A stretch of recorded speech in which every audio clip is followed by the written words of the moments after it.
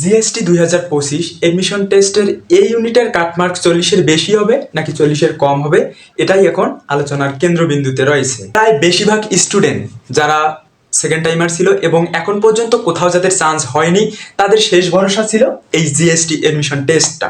কত মার্ক পাবা, তোমাদের সেই প্রাপ্ত মার্কে জিএসটির কোনো ইউনিভার্সিটিতে চান্স হবে কিনা, এই বিষয়টা জানতে চাইলে তোমরা ভিডিওটা দেখে নাও।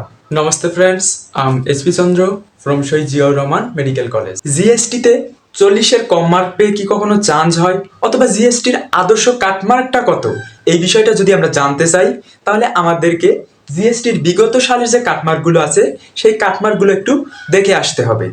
জিএসটি এই ইউনিট কাটমার্ক 2025 কত হবে সেটা জানার জন্য আমাদেরকে আগে বিগত সালের কাটমার্কগুলো একটু দেখে আসতে হয়। 2020-21 সেশনে পরীক্ষা হয়েছিল 100 মার্কের এমসিকিউ, পাস মার্ক ছিল 30 এবং কাটমার্ক ছিল 36+, অর্থাৎ 36 এবং 36.25, 36.5 এরকম মার্ক পেয়েও অনেকে চান্স পেয়েছিল। 2021-22 সেশনে মার্ক ছিল 100 মার্কের এমসিকিউ ভর্তি পরীক্ষা, পাস মার্ক ছিল 30 এবং কাটমার্ক ছিল 45+, অর্থাৎ 45.25, 45.5 এরকম মার্ক পেয়েও অনেকে চান্স পেয়েছিল। 2022-23 সেশনে মার্ক ছিল 100 মার্কের এমসিকিউ, পাস মার্ক ছিল 30 এবং কাট মার্ক ছিল 48+, অর্থাৎ 48.25, 48.5 অথবা 48 পেয়েও অনেকে চান্স পেয়েছিল। 2023-24 সালে মার্ক ছিল 100 মার্কের এমসিকিউ পরীক্ষা, পাস মার্ক ছিল 30 এবং কাট মার্ক ছিল 38+, 38.25, 38.5 এরকম মার্ক পেয়েও অনেকে চান্স পেয়েছে। তো এবার 2024-25 সেশনে কাটমার্কটা কত হতে পারে?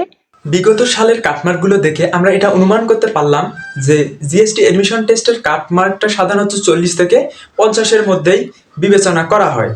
তবে আমরা যেহেতু দেখলাম যে বিগত বছরগুলোতে জিএসটি এডমিশন টেস্টের কাটমার্ক 40-এরও নিচে, যেমন 36, 38 এরকম মার্কও ছিল, তবে কিন্তু জিএসটির পাস মার্ক হচ্ছে 30, চান্স তো দূরের কথা, তোমাদেরকে আগে মেনলি 30 পেতে হবে পাস করার জন্য, দেন যদি তোমরা 30-এর বেশি মার্ক পাও সেক্ষেত্রে তোমাদের চান্স পাওয়ার বিষয়টা চলে আসবে।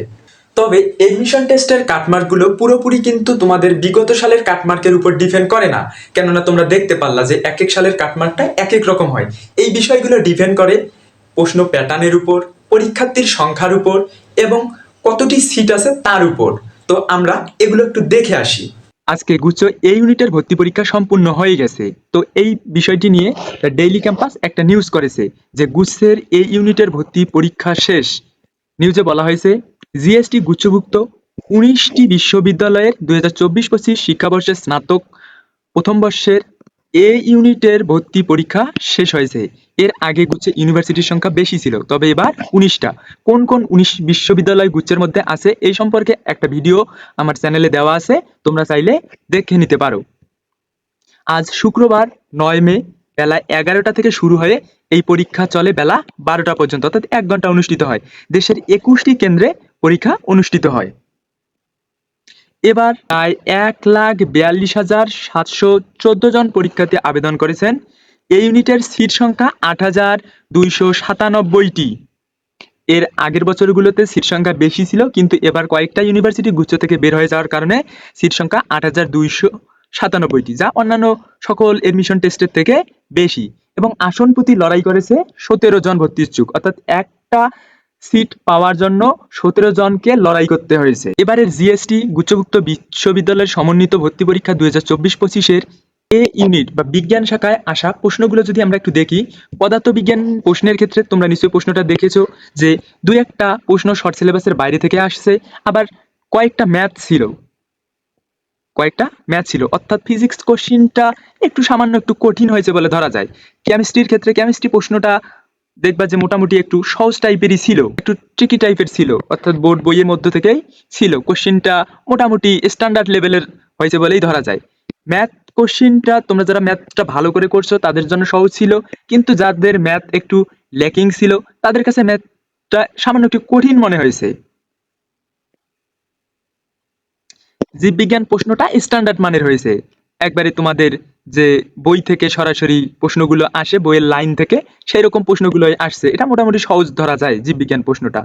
বাংলার ক্ষেত্রে বাংলা প্রশ্নটা তোমরা সবাই নিশ্চয়ই একটু দেখেছো, সামান্যতম একটু কঠিন হয়েছে, বিশেষ করে বাংলা দ্বিতীয়টা।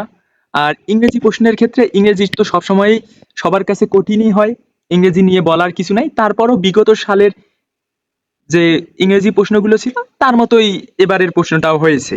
এর প্রশ্নের যদি আমরা সামগ্রিক দিক বিবেচনা করি, সবগুলো ফিজিক্স, কেমিস্ট্রি, বায়োলজি, বাংলা, ইংরেজি, হায়ার ম্যাথ, দেখা যায় যে এবারের কোশ্চিনটা স্ট্যান্ডার্ড লেভেলের হলেও একটু কঠিন হয়েছে, সামান্য একটু। এবার যেহেতু জিএসটি তে তোমাদের ইউনিভার্সিটির সংখ্যা কম, সিট সংখ্যাও কম, আবার পরীক্ষার্থীর সংখ্যাও বেশি, এবং সিট প্রতি তোমাদের হচ্ছে প্রতিযোগিতাও বেশি। সো এবারের কাটমার্কটা একটু বেশি হওয়ার চান্স আছে। আবার অন্যদিকে যদি আমরা প্রশ্নটার দিকে একটু তাকাই, দেখা যায় যে প্রশ্নটা আবার কঠিনও হয়নি, সহজও হয়নি, স্ট্যান্ডার্ড মানেরই ধরা যায়। তবে স্ট্যান্ডার্ড থেকে সামান্য একটু কঠিন হয়েছে প্রশ্নটা বিশ্লেষণ করলে, এটাই বোঝা যাচ্ছে। সো কাটমার্কটা তোমাদের দেখা যাবে যে 40 থেকে 45-এর মধ্যে থাকার সম্ভাবনা বেশি আছে। তারপরে তোমরা হতাশ হয়ো না, রেজাল্ট পর্যন্ত অপেক্ষা করো, দেখো যে কি হয় রেজাল্টটা। এরপর কাটমার্কের পরেও একটা বিষয় আছে যে ওয়েটিং লিস্ট। দেখা যায় যে অনেকে ঢাকা ইউনিভার্সিটি, অন্যান্য ইউনিভার্সিটিগুলো যেমন রাজশাহী ইউনিভার্সিটি, আরো অন্যান্য জায়গায়ও চান্স পেয়েছে, তারা এখানে ভর্তি নয় অন্য কোনো জায়গায় ভর্তি হয়। সেক্ষেত্রে ওয়েটিং লিস্ট থেকে আরো কিছু পরীক্ষার্থীকে তারা ডেকে নেয়। সেক্ষেত্রে তোমাদের পরেও আরো কিছু মার্কপ্রাপ্ত যারা স্টুডেন্ট থাকে এবং সিরিয়াল যাদের সামনের দিকে থাকে, এতে দেখা যায় যে তারাও কোনো একটা সাবজেক্টে চান্স পায়। যাদের পরীক্ষায় একেবারেই খারাপ হয়েছে তারা হতাশ না হয়ে পরবর্তী পদক্ষেপ ভালোভাবে বুঝে শুনে নিও। সকলের জন্য শুভকামনা রইল। Thanks for watching my video.